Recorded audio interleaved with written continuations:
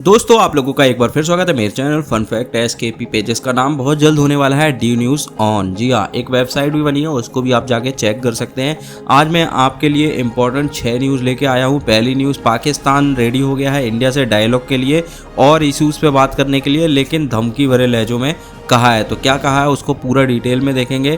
Trump का tariff जो है उसको यूएस कोर्ट ने इलीगल बोल दिया है, मतलब बोल दिया है कि ट्रंप जो है वो टैरिफ लगा ही नहीं सकते हैं, ये इलीगल है। अब ये सुप्रीम कोर्ट जो यूएस का होता है वहां जाएगा, तो पूरी डिटेल्स में इस न्यूज़ को देखेंगे। यूएस का पावरफुल वॉरशिप यूएसएस लेक एरी पनामा कैनल क्रॉस करके कैरिबियन की तरफ क्यों बढ़ रहा है, क्या कारण है, ये भी डिटेल में देखेंगे। और हमारे सीनियर प्रेसिडेंट डोनाल्ड ट्रंप ने यूरोपियन यूनियन के टैक्स लॉ पे धमकी दे दी है, मतलब किसी और कंट्री के लॉ पे धमकी ये दे रहे हैं, जिसको E3 कंट्रीज ने रिजेक्ट कर दिया है, साफ रिजेक्ट कर दिया है। इसको भी डिटेल में देखेंगे क्या न्यूज़ है। और मोदी जी जैसे पता है आपको जापान विजिट है, अब आज SCO समिट के लिए चाइना चले जाएंगे, तो जापान में क्या हुआ, SCO में क्या हो सकता है, ये थोड़ा सा डिटेल में देखेंगे।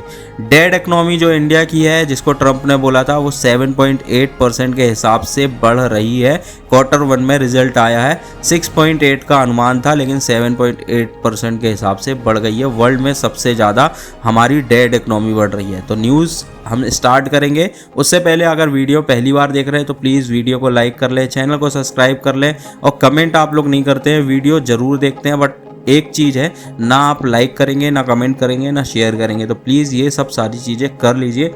आप हमको इंस्टा और फेसबुक में ही फॉलो कर सकते हैं। तो दोस्तों पहली न्यूज़ की बात करेंगे, जो कल रात ही आई थी, और बहुत बड़ी खबर है, इंडिया पाकिस्तान रिलेशन को भी बदल सकती है।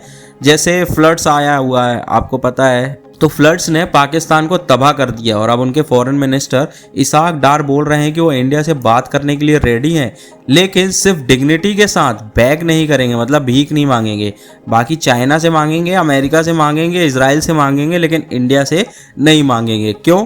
फ्लड के बाद ही ये यू टर्न क्यों आया है? क्या इंडिया का पानी कंट्रोल उनको दर्द दे रहा है? आज हम अपने चैनल पे देखेंगे, इसकी पूरी डिटेल्स निकालेंगे, फैक्ट, और आगे क्या हो सकता है ये भी बताएंगे। दोस्तों अगस्त 2025 में पाकिस्तान भी भयंकर फ्लड से जूझ रहा है। पाकिस्तान प्रोविडेंस में लाखों लोग डिस्प्लेस हुए हैं, 750 से ज़्यादा डेथ हो चुकी है, और ऑफिशियल बोल रहे हैं 1 मिलियन से ऊपर अफेक्टेड है। अब इंटरेस्टिंग ट्विस्ट ये है कि पाकिस्तान ब्लेम कर रहा है इंडिया पे।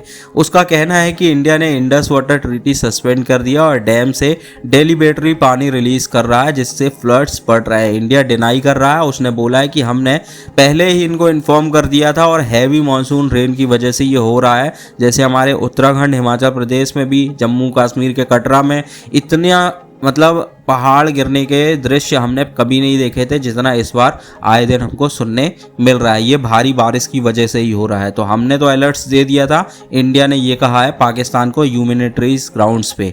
ये सब मई 2025 के कॉन्फ्लिक्ट्स के बाद शुरू हुआ। याद है ऑपरेशन सिंदूर, या भूल गए आप लोग? अगर याद है तो प्लीज़ कमेंट में ऑपरेशन सिंदूर जरूर लिखें।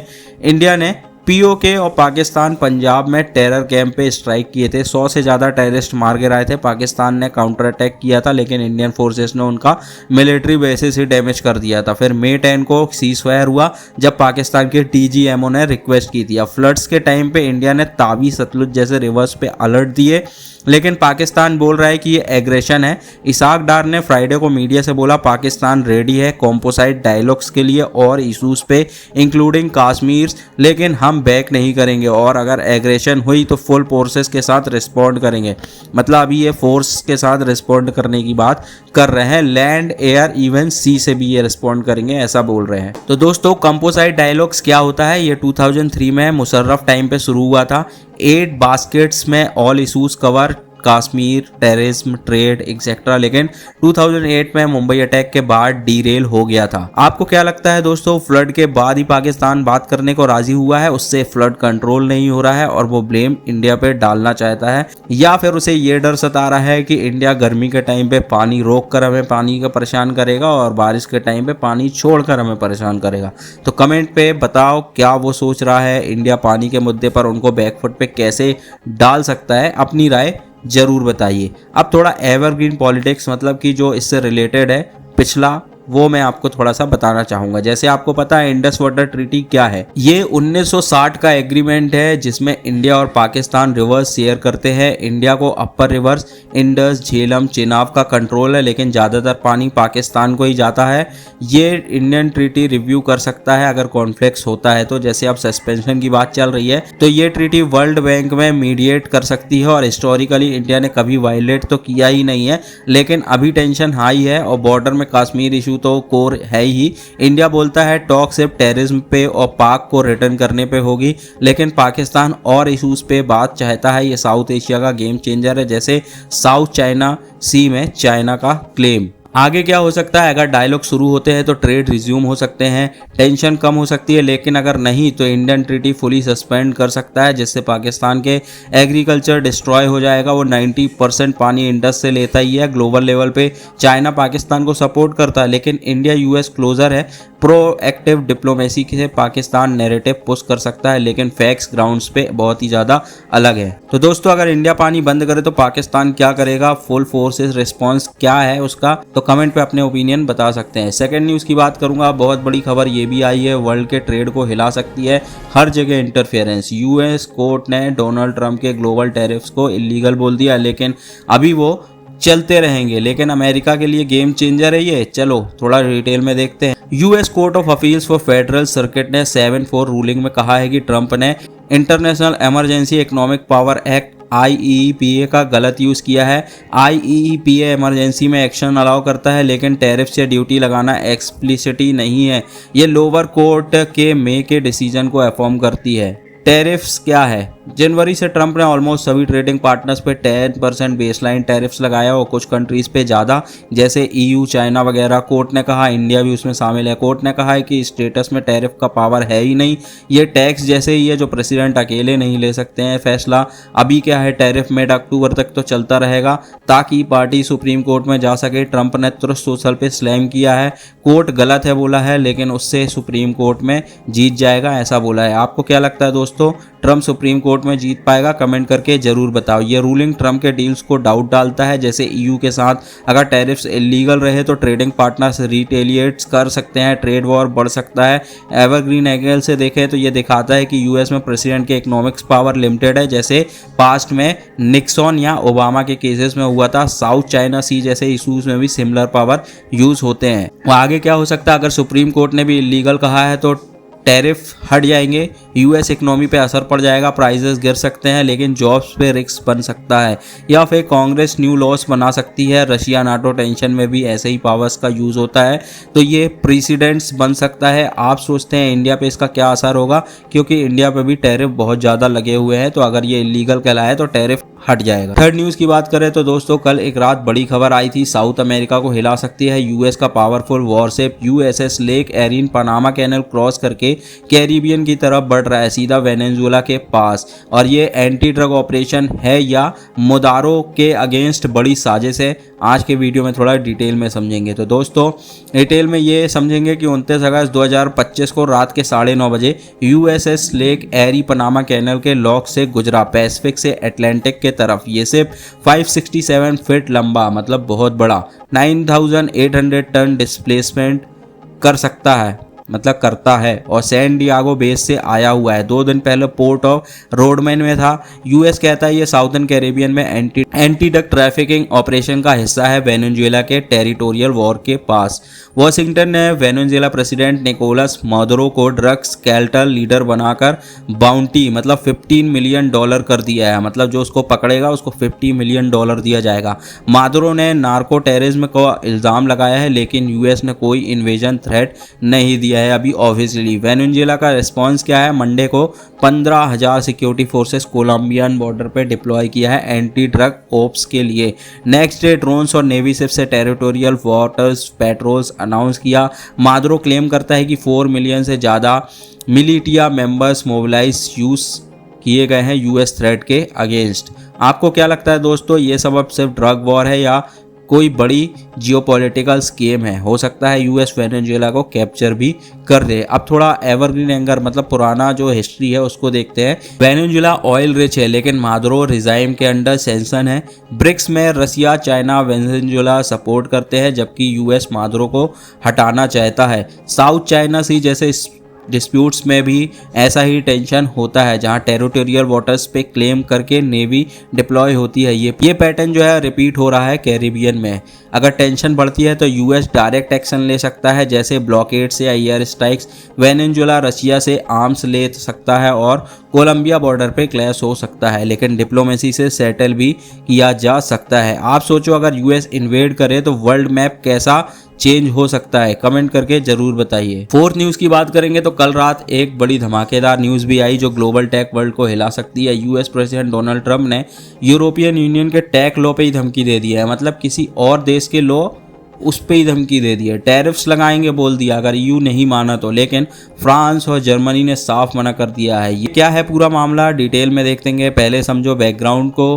ट्रंप ने मंडे को कहा है कि ईयू के डिजिटल सर्विस एक्ट और digital markets act America tech companies जैसे गूगल्स, एप्पल्स को टारगेट कर रही है। ये लॉस इलीगल कॉन्टैक्ट रिमूव करने और बिग टेक पावर को कर्व करने के लिए है। ट्रंप ने बोला ये डिस्क्रिमिनेशन है इसलिए सब कंट्रीज पे एक्स्ट्रा टैरिफ लगेगा, मतलब ये हम पे टैरिफ लगाएगा अगर हम कुछ भी करें, चाहे हम इनकी कंपनीज, मतलब अगर ये हम पे टैरिफ लगा रहा है, हमारे सामान को अपने अमेरिका में बंद कर रहा है और हम अगर इनके सामानों को बॉयकॉट करेंगे तो भी ये टैरिफ लगाएगा, मतलब हर चीज़ में ये अपने आप को होशियार समझ रहा है। फ्रांस जर्मनी रिस्पॉन्स की बात करें तो फ्राइडे को जॉइंट प्रेस कॉन्फ्रेंस में फ्रेंच प्रेसिडेंट इमानुएल मैक्रों ने कहा है टैक्स और रेगुलेशन हमारे पार्लियामेंट का काम है, कोई और डिसाइड नहीं करेगा। उन्होंने यूरोपियन यूनियन के एंटी कोर्सियंस टूल्स का जिक्र किया जो यूएस जैसे कोर्सियन पे रिटेलिएशन करेगा। जर्मनी के चांसलर फेडरिक रिच मर्स ने भी सपोर्ट किया है। ये यूरोपियन यूनियन की सोवर्जिनिटी है, हम अपने इंटरेस्ट के लिए कर रहे हैं, यूएस के स्टेटमेंट से हम नहीं डरेंगे। ये लॉस सब कंपनीज पे अप्लाई होते हैं, सिर्फ यूएस पे नहीं होते हैं। आपको क्या लगता है अगर ट्रंप टैरिफ लगाएगा तो यूरोपियन यूनियन रिटेलिएट करेगा, ट्रेड वॉर बढ़ेगा, प्राइसेस ऊपर जाएंगे, इंडिया के लिए अपॉर्चुनिटी बढ़ सकती है।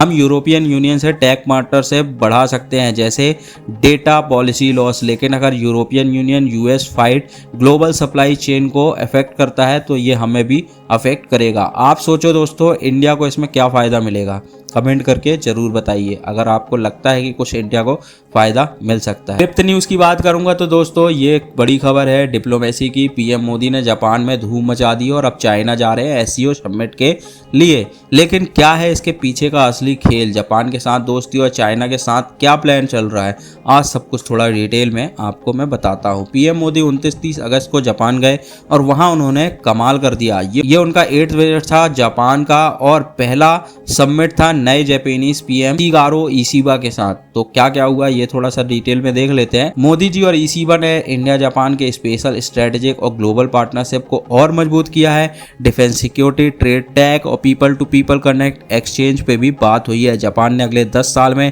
इंडिया में 10 ट्रिलियन येन ऑलमोस्ट $68 बिलियन इन्वेस्ट करने का टारगेट किया है। ये इंडिया की इकोनॉमी के लिए बड़ा बूस्ट हो सकता है। मोदी जी और इशिबा शिनकानसेन बुलेट ट्रेन में साथ सेंदाई गए और टोक्यो इलेक्ट्रॉन फैक्ट्री विजिट किया जहां सेमीकंडक्टर्स बनाए जाते हैं। ये इंडिया के मेक इन इंडिया के लिए बड़ा स्टेप है।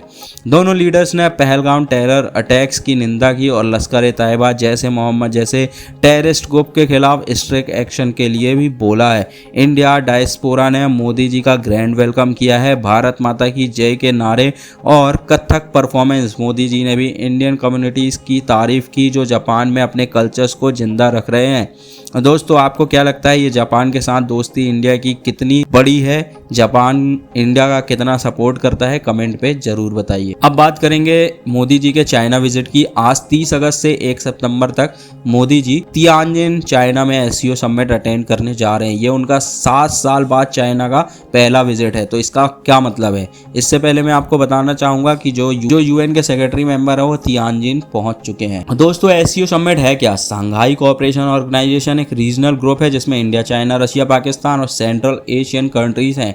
इसका फोकस है सिक्योरिटी, ट्रेड और रीजनल स्टेबिलिटी पे। इंडिया 2017 से एससीओ का मेंबर और 2022-23 में इसकी प्रेसिडेंसी भी की थी। मोदी से agenda, Modi ji Xi Jinping और व्लादिमीर पुतिन से बायलैटरल मीटिंग कर सकते हैं। ये मीटिंग इंपॉर्टेंट है क्योंकि इंडिया चाइना के बॉर्डर टेंशन अभी भी एक सेंसिटिव इशू है। 2020 के गलवान क्लैश के बाद ये पहला बड़ा विजिट था। एससीओ समिट में रशिया, पाकिस्तान और ईरान लीडर्स भी होंगे। चाइना इसे ग्लोबल साउथ की सॉलिडेरिटी का प्लेटफॉर्म बना रहा है और रशिया के साथ उसकी दोस्ती भी दिखा रहा है, लेकिन इंडिया का फोकस है क्रॉस बॉर्डर टेररिस पे स्ट्रॉन्ग स्टेटमेंट दिलवाना। अगर ये स्टेटमेंट आता है तो ये इंडिया की जीत होगी, खासकर पाकिस्तान के खिलाफ, क्योंकि वहाँ पाकिस्तान भी प्रेजेंट रहेगा।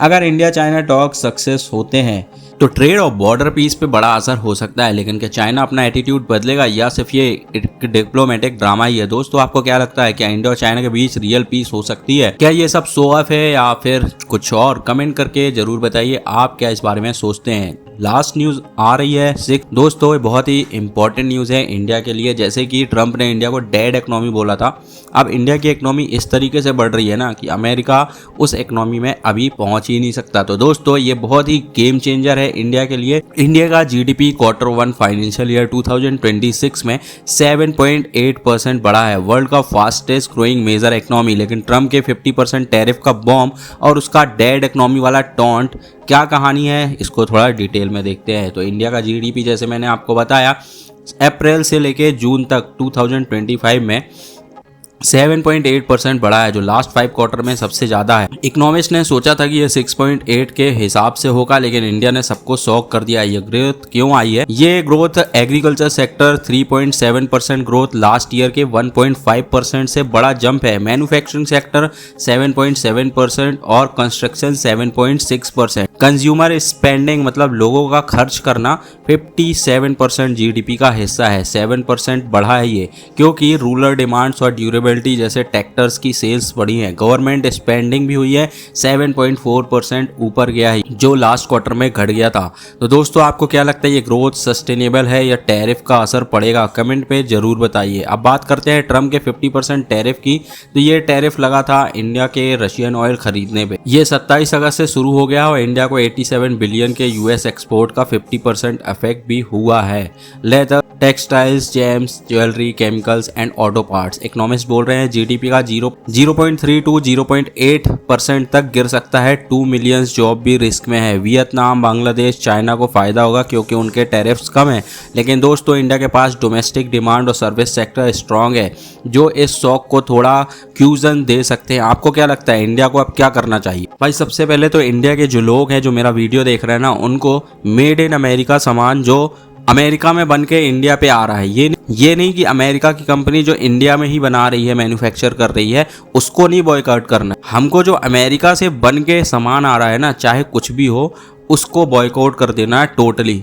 तो दोस्तों ट्रंप ने तो इंडिया को डेड इकोनॉमी बोल दिया था, लेकिन ये 7.8% जीडीपी ग्रोथ क्या कहानी बता रही है? क्या ट्रंप का मैथ्स गलत है? आईएमएफ के डेटा के हिसाब से इंडिया का जीडीपी $4.19 ट्रिलियन, वर्ल्ड का 4th लार्जेस्ट इकोनॉमी 2025 में 6.5% ग्रोथ एक्सपेक्टेड है, जबकि ग्लोबल ग्रोथ सिर्फ 3% है। यूएस का ग्रोथ सिर्फ 1.9%, जो हमको डेड इकोनॉमी बोल रहा है। ट्रंप ने जुलाई में इंडिया और रशिया को डेड इकोनॉमी बोला था क्योंकि इंडिया रशिया से ऑयल और आर्म्स खरीदता आया है, लेकिन डेटा बोलता है इंडिया वर्ल्ड का फास्टेस्ट ग्रोइंग मेजर इकोनॉमी है। चाइना 4.8% और यूएस से भी बहुत आगे इंडिया निकल चुका है। पीएम मोदी ने कहा है कि इंडिया जल्दी 3rd लार्जेस्ट इकोनॉमी बनेगा और कॉमर्स मिनिस्टर पीयूष गोयल ने कह दिया है फ्रेजाइल 5 से टॉप 5 इकोनॉमी बन गया है इंडिया। तो दोस्तों ट्रंप का ये टॉन्ट बस एक पॉलिटिकल स्टंट था या उन्हें सोच समझ के ये नंबर्स बोले थे? आपको क्या लगता है कमेंट पे जरूर बताएं। चलो थोड़ी सी बड़ी पिक्चर दिखाता हूँ आपको। इंडिया वर्ल्ड का फास्टेस्ट ग्रोइंग मेजर इकोनॉमी है। चाइना का 5.2% और इंडिया से भी आगे, ये टैरिफ के बावजूद है क्यों? स्ट्रॉन्ग डोमेस्टिक डिमांड और सर्विस सेक्टर, जैसे मोदी जी ने बोला था कि मेक इन इंडिया ही सामान आप देखकर खरीदें, तो वो बहुत ही इंपॉर्टेंट है आने वाले समय में। गवर्नमेंट ने टैक्स कट्स का प्लान बनाया है फेस्टिव सीजन के लिए जो कंजप्शंस को बूस्ट करेगा। इंडिया डाइवर्सिफाई कर रहा है एक्सपोर्ट्स में, जैसे चाइना के साथ ट्रेड बढ़ रहा है, $118 बिलियन एनुअली हो गया। तो दोस्तों, क्या इंडिया इस टैरिफ वॉर को अपॉर्चुनिटी में बदल सकता है? कमेंट पे जरूर बताइए और अपने व्यूज जरूर शेयर कीजिए और मेरे चैनल को सब्सक्राइब करना ना भूले। आप ये वीडियो को शेयर भी कर सकते हैं। मिलते हैं एक नए वीडियो में, आज के लिए इतना ही। धन्यवाद, जय हिंद।